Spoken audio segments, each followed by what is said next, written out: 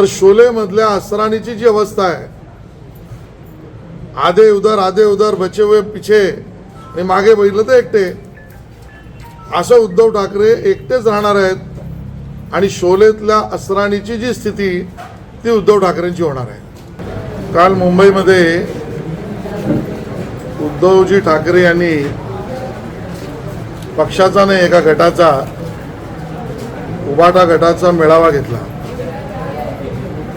आणि त्यामध्ये भाषण करताना स्वतःच्या ताकदीपेक्षा, अल्पतीपेक्षा आणि अवकादीपेक्षा जास्त वल्गना आणि भाषण करण्याचा त्यांनी प्रयत्न केला. आज या ठिकाणी प्रतिक्रिया द्यायची गरज यासाठी पडली कारण त्यांनी मुंबई महानगरपालिकेला सामोरे या अशा पद्धतीचा त्या ठिकाणी आव्हान देण्याचा प्रयत्न केला आणि मग ते बोलताना ते म्हणाले, योग्य वेळेला एकटा लढण्याचा निर्णय घेऊ किंवा घेईन किंवा घोषित करीन, जे काय असेल. आणि मग मुळामध्ये उद्धव ठाकरे यांच्याबरोबर ते मुख्यमंत्री असताना मंत्री राहिले नाही, मंत्री सोडून गेले. त्यांच्या सरकारमध्ये त्यावेळेला असलेले पालकमंत्री सोडून गेले, त्यांच्याबरोबरचे खासदार सोडून गेले. एकटं लढणारे म्हणणाऱ्या उद्धवजींबरोबर त्यांचे आमदार सोडून गेले, नगरसेवक सोडून गेले. मग एकटं लढणार म्हणजे काय? तर शोले मधल्या असरानीची जी अवस्था आहे, आधे उधर बचे हुए पिछे, आणि मागे बघितलं तर एकटे, असं उद्धव ठाकरे एकटेच राहणार आहेत आणि शोलेतल्या असरानीची जी स्थिती ती उद्धव ठाकरेंची होणार आहे. अमित शहांवर टीका करण्याचा प्रयत्न केला. खऱ्या अर्थाने सूर्यावर थुंकणं हा प्रयत्न उद्धवजी तुम्ही केला, थुंकी तुमच्याच तोंडावर उडेल. प्रत्येक गोष्टीचं उत्तर त्या भाषेत मी देऊ शकत नाही, जबाबदारी सांस्कृतिक कार्यमंत्र्याची आहे. पण वळ कुठे कुठे निघतील म्हणाले उद्धवजी, तर मुंबईकर जनतेने आणि महाराष्ट्राने या विधानसभा निवडणुकीत जे काही तुमच्यावर पराभवाचं त्या ठिकाणी पराभव लादला, त्याचे वळ तुमच्या शरीराच्या कुठल्या भागावर उठले आहेत हे जरा आरशात बघा, असं सांगण्याची उद्धवजी आज वेळ आलेली आहे. औरंगजेब फॅन क्लबचे प्रमुख हीच उपाधी उद्धवजींना त्या ठिकाणी शोधते. तर अमित शहा दुसरं काय म्हणाले?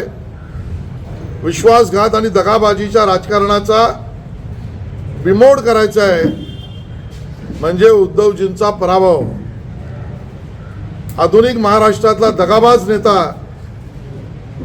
म्हणून जर कोणाचं नाव समोर येईल तर ते उद्धव ठाकरे यांचे. ते ज्यांच्याकडनं आजकाल शिकवणी घेत आहेत ते 1978 पासून शरद पवार साहेब दगाबाजीचं राजकारण करतायत. पण आताच्या महाराष्ट्राचा दगाबाज नेता हे उद्धव ठाकरे आहेत. कारण 2014ला वेगळं लढून त्या ठिकाणी आम्हाला बरोबर घ्या म्हणून झोळी पसरवत ते आले. 2019ला एकत्र लढून स्वार्थासाठी दगाबाजी केली. बरं, उद्धवजींची दगाबाजी आणि औरंगजेब फॅन क्लबचे नेतृत्व ते सोडत नाहीचं कारण आम्हाला कोणाच्या परिवारात जायचं नाही,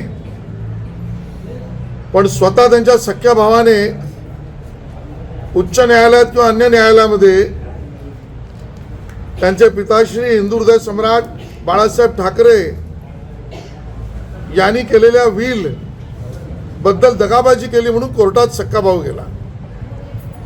मित्रांशी राजकारणात आमच्याशी दगाबाजी केली, पित्याच्या प्रॉपर्टीबद्दल सख्या भावाशी दगाबाजी केली, स्वतःच्या राजकीय स्वार्थासाठी त्या ठिकाणी सतत शिवसेना वाढीचे प्रयत्न करणाऱ्या चुलत भाऊ राज ठाकरे यांच्याशी दगाबाजी केली आणि कुटुंब प्रमुख म्हणून म्हणवणारे उद्धवजी यांनी स्वतःच्या वहिनी यांना घराबाहेर काढून त्यांच्याशी दगाबाजी केली.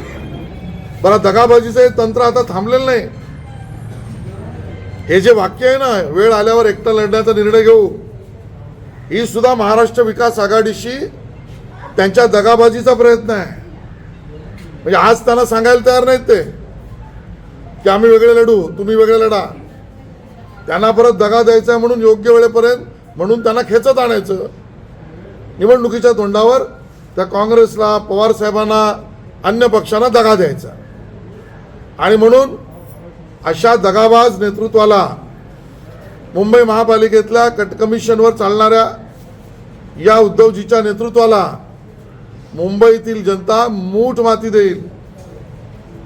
पाठ दाखवण्याचा इतिहास आमचा नाही, अमित शहांचा तर कधीच नाही. समोरून वार घेणं आणि समोरून वार देणं हेच राजकारण भारतीय जनता पार्टीने केलं आहे. आणि त्यामुळे पाठ दाखवण्याचा आणि पाठीशी संबंधित असेल तर उद्धवजी एकाच गोष्टीची आठवण करून देतो. तुमचे स्वतःचे वडील हिंदू हृदय सम्राट बाळासाहेब ठाकरेजी 26 जुलैच्या महाप्रलयानंतर ज्या वेळेला मातोश्रीत अडकले होते आणि मिठी नदीला पूर आला, त्यावेळेला मातोश्रीला हिंदू हृदय सम्राट बाळासाहेब ठाकरेंना आणि मिठी नदीच्या पुराला पाठ दाखवून तुम्ही उद्धवजी पंचतारांकित हॉटेलमध्ये गेला होता. त्यामुळे वेळ आली तर पाठ दाखवण्याचे धंदे तुमचे, समोरून लढण्याचं काम आमचं. आणि त्यामुळे आम्ही वाट बघतो, आमची हात शिवशिवत आहे. या निवडणुका घोषित होऊ द्याच.